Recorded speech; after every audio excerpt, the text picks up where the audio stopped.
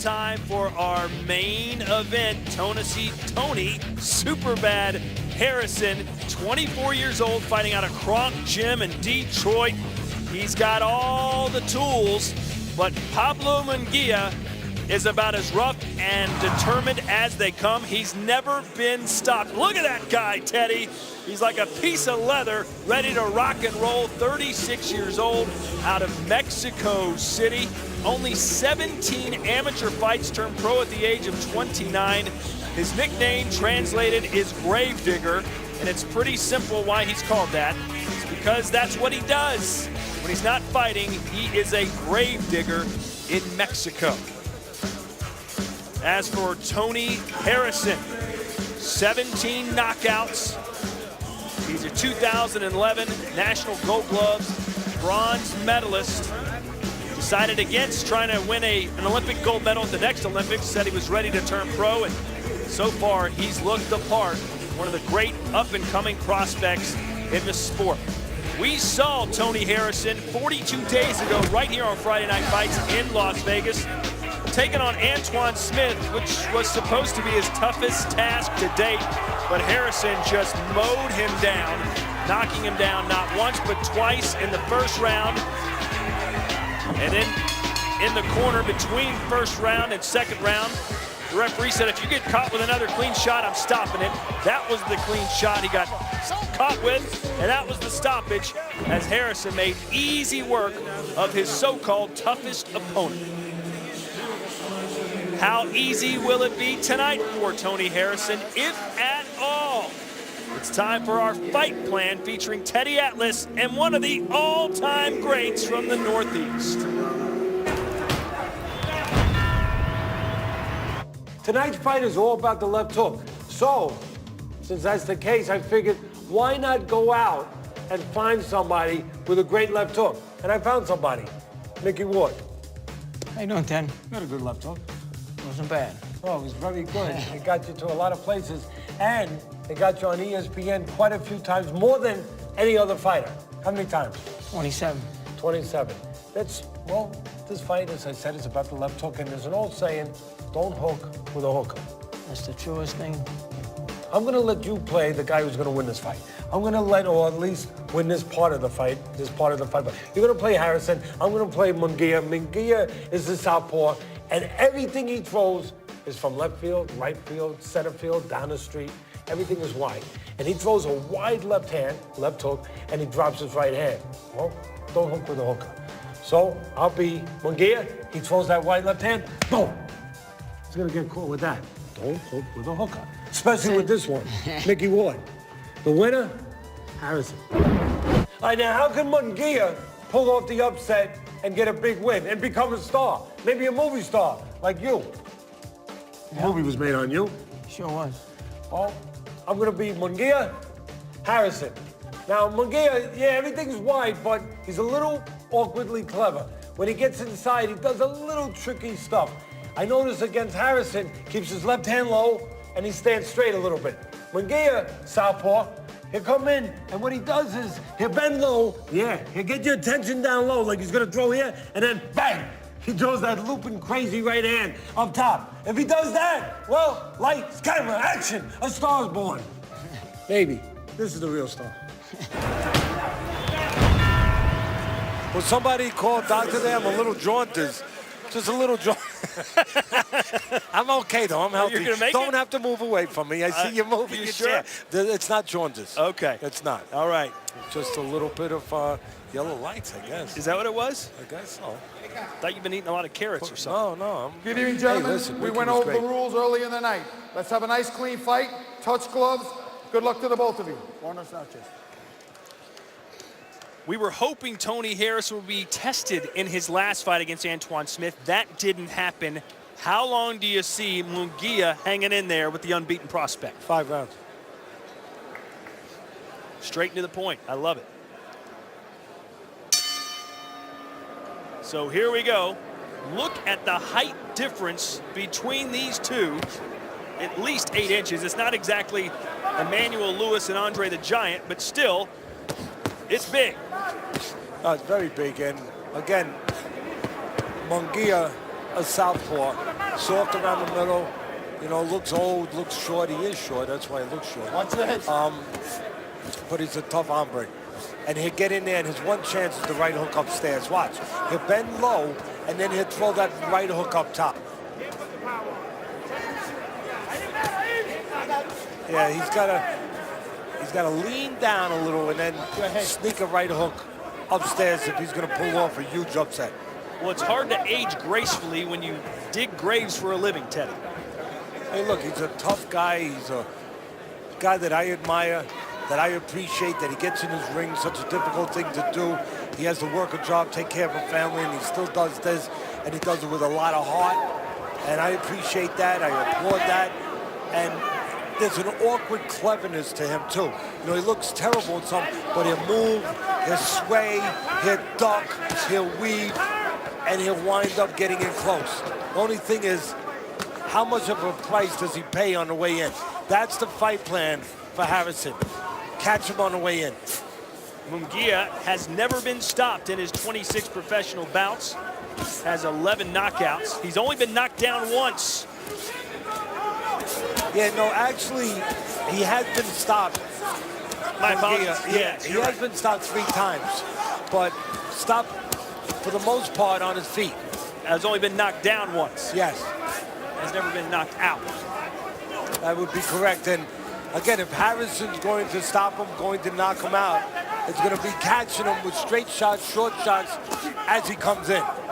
And maybe using the uppercut.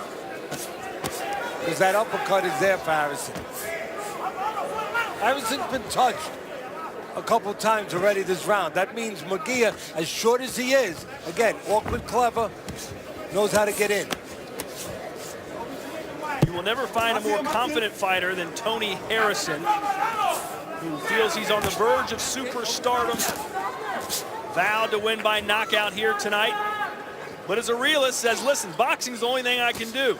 He said, I can't rap and I can't sing. It reminded me of what Jack Dempsey used to say. He'd go to a bar, you can vouch for this, said, listen, I can't sing, I can't dance, but I can lick every SOB in this place. And that's how Jack Dempsey became one of the all-time greats.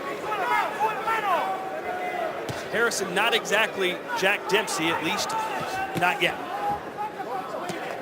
That was actually, hate to say this, but that was actually John L. Sullivan. Todd, one of the things I was saying, you talked about Jack Dempsey, said I can lick any man in the house. Really, for me, the guy who said that was the last of the bare-fisted heavyweight champions, the last of the bare-fisted champions, John L. Sullivan, legendary figure, legendary fighter. He used to say that, but Jack Dempsey, I mean, he was a guy that... He lived with hobos. You know, he ran the rails. He actually rode the rails. He would ride underneath the trains, which is pretty dangerous, to get from town to town. And as you said, he lived in a hobo village.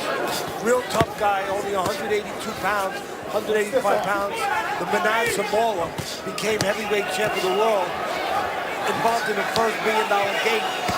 But as far as saying I can lick any man, maybe he said it too. But for me, it was John L. Sullivan. I'll tell you what, I've never said that. And for good reason. Don't start now. And again, it's all about Harrison taking what Munguia gives him. Munguia gives him a wide shot, he can punch inside. Munguia reaches in, he can time him. Munguia was extremely honest with us yesterday. I said, how much do you know about Tony Harrison? And he said, quote, I know nothing. Yeah. At least he did his research. They're kind of like Sergeant Schultz in Hogan's Heroes. Remember that show? I did not watch that show. Yeah, that was Sergeant Schultz. They used to ask him what's going on. He said, I know nothing. Sort of like me tonight, right? No, you know something. And I'm sure Jack Dempsey probably did say that. But the guy that was known for saying, I'll lick any man in the house was John L. Sullivan. Kind of like Kid Gavilan with the bolo punch. You know, he was known for the bolo punch, Kid Gavilan. But the guy who really created it was a guy named Severino Garcia. But he never got credit for it. Gavilan got credit for it because he threw it more often, he threw with style.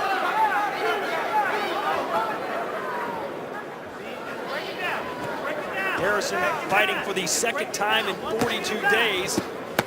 Back then, what, John L. Sullivan, Jack Dempsey, they fight 17, 18 times in a year. Well, Joe Gans did that. Fought every other week, every week sometimes. I mean, those guys did that. Oh, the right hand sends Munguia down for just the second time in his career. Yeah, I said 5 rounds. It's going to be less. 7. Although the bell's there for him. Come towards me. He doesn't want to continue, I don't think, Munguia. They might stop him with one.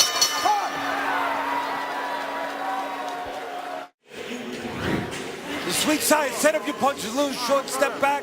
Watch Harrison, little step back, and a short right hand, like Joe Louis used to do it. Short and sweet. Little step back, create a little hole. He knew his man, he knew Munguia would be leading with wide shots. He knew there'd be an opening. He closed it with a right hand. And the doctor right now deciding whether or not he will let Munguia go out.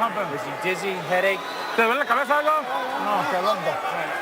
got an eye on him, Doc. What they say, they said, you know, he's short, he's old, he's soft around the stomach, but he's a tough hombre. Maybe too tough for his own good. Maybe digging his own grave, so to speak, here, round 3, and Harrison all over Munguia.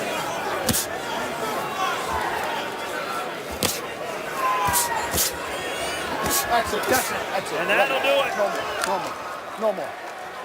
It's a mismatch. Don't pay, son. Arthur McCanty Jr., the son of one of the greatest referees of all time, Arthur McCanty Sr., knew that it was a mismatch, and you know what he did? He made a compassionate decision there and said, why should I allow a guy that, in my estimation, has no chance, why should I allow it to continue and take punishment? Munguia has a wife and 3 sons at home, aged 5, 7, and 9. They love watching their dad fight, but not like this. Tonight, not his night. Tony Harrison, not the opponent he needs to be in there with. Harrison, too young, too sharp, too fast, too good for Munguia. Harrison said he wants to be on the cover of Ring Magazine this year, and he's on his way to doing that. How close is Harrison to being title shot ready? Well, you know, it's hard to answer that question honestly and properly for the last 2 opponents he's had. He needs to step up now. That's what he needs to do, and show us how ready he is by stepping up in competition and doing it in the ring.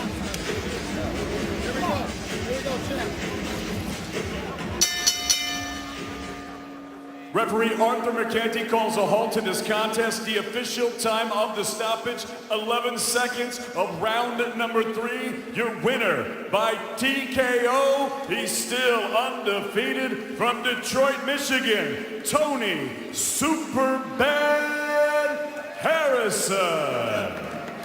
He's done it again. 18 knockouts, 21-0. We'll hear from Tony Harrison when Friday Night Fights returns. ESPN's Friday Night Fights is presented by Corona Extra, who invites you to find your beach, and in part by the makers of non-drowsy Claritin. Live Claritin clear. It was pretty much clear from the beginning of our main event who would be victorious. Tony Superbad Harrison remains unbeaten, 21-0. He's standing by with Bernardo. Thank you, Todd. And Tony, you did what you were supposed to do against a veteran opponent who was a lot shorter than you. How do you grade your performance tonight? I mean, first off, I got to thank God, you know, for having this glorious day once again. And I want to thank Pablo, because he definitely came to fight. Despite how he looked, despite his record, he came to fight. And I definitely got to thank Al Heyman for another opportunity to showcase my talent. But like I said, we worked on going to the body all camp. But you know, when you get in front of him, he's definitely a lot shorter than what than what the past looked like. But he was like I said, he was one tough cookie. But I just had to sit down with him to let him know that you can't just walk me down. You know, we can make it this kind of fight all night long. round two, it seemed like you allowed him to get a little close and land some punches, but then you step back and crack them with that right hand. Walk us through that combination. I mean, like I said, at that point, man, I felt like he thought he was gaining a little courage. So, you know what I mean, as me being a warrior that I am, you know, I said it was just time to sit down with him. You know what I mean? I can't just keep letting him gain momentum. So it's time to sit down with him, take something to give some, and I knew I was a harder puncher, and that's what happened. You only had 42 days between fights. You did look sharp. What does a win like this mean to your career? Because I know you have high aspirations in this 154-pound weight class, which is really talented. I mean, it means nothing. Tonight means nothing. It's over with. You know, I did what I was supposed to do against a veteran, a tough cookie who nobody stopped within the last 15 fights. So that says a lot about me. A lot of these guys are getting these same kind of opponents and going 10 rounds with them, 12 rounds with them. I did it in 3. We definitely got a lot to work on. We got hit a little bit too much. You know what I mean? Just being lazy and not wanting to use my jab enough. But like I said, we did what we were supposed to do. I don't let nobody back me up. At the end of the day, we're going to make it a fight. Let's make it that. 10 consecutive knockouts, as you mentioned. How long before you and your team start talking world title shot? I mean, like I said, Al Heyman got the blueprint. Al Heyman is, he's got the blueprint to the car. My dad, he's driving the car. Me and my team are just riding in it, and I'm the machine. You know what I mean? So I'm probably going to get on the phone with Al Heyman and see what he has next. Hopefully he got good plans for me. I'm knocking everything in front of me out, even though I'm getting hit. You know, I'm giving the fans what they want to see. It was not one boo in this crowd, you know, and that's what the fans coming to see. Well, in the minivan, you send it back to Teddy and Todd. Oh, I tell you, he better have a big car or a van because he had a lot of people in that ring after that fight. So he might need a minivan to get them all around, but he needs to step up with better opposition now. Well, the more fights he wins, the bigger his posse will get. Tony Superbad Harrison with his 18th knockout. We'll be back to wrap things up here from Mohegan. Take a look at tonight's Punch of the Night, brought to you by Just 4 Men, and it comes from Tony Harrison, a quick straight right hand to the jaw of Pablo Munguia.